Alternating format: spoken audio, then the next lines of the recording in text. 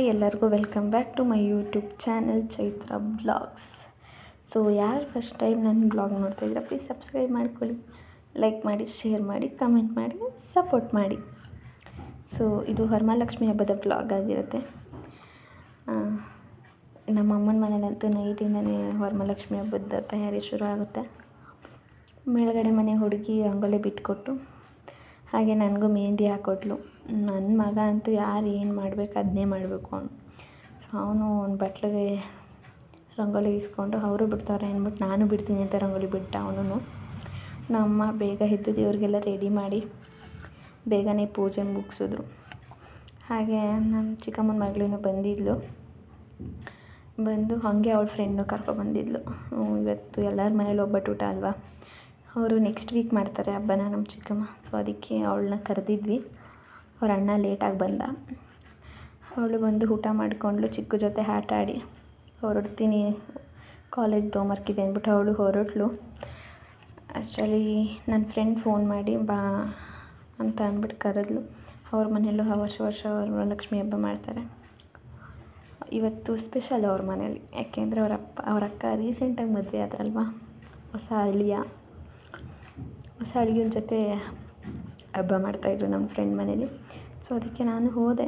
ನನ್ನ ತಮ್ಮ auto book ಮಾಡಿಕೊಟ್ಟ. ಆಟೋ ಬಂತು, ಆಟೋ ಹತ್ಕೊಂಡು ಹೊರಟೆ. ಸ್ವಲ್ಪ ದೂರ ಅವ್ರ ಮನೆ, ಈಗ ಬೇರೆ ಕಡೆ ಹೋಗಿದ್ದಾರಲ್ವ.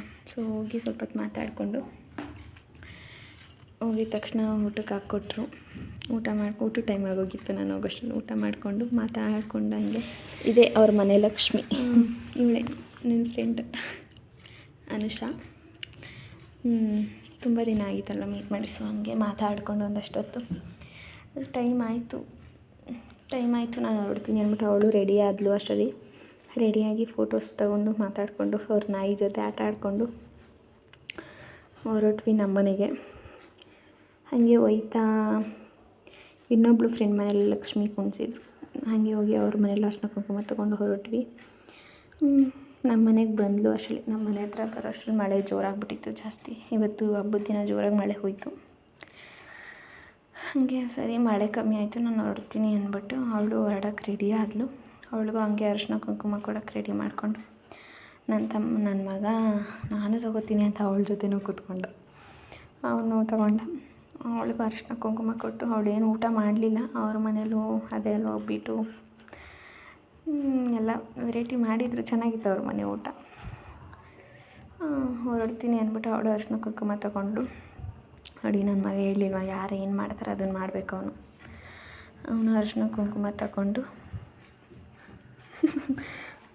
ಮಕ್ಕಳೇ ಒಂಥರ ಚೆಂದ. ಅವನಿಗೂ ಅರ್ಶಿನ ಕುಂಕುಮ ಕೊಟ್ಟೆ.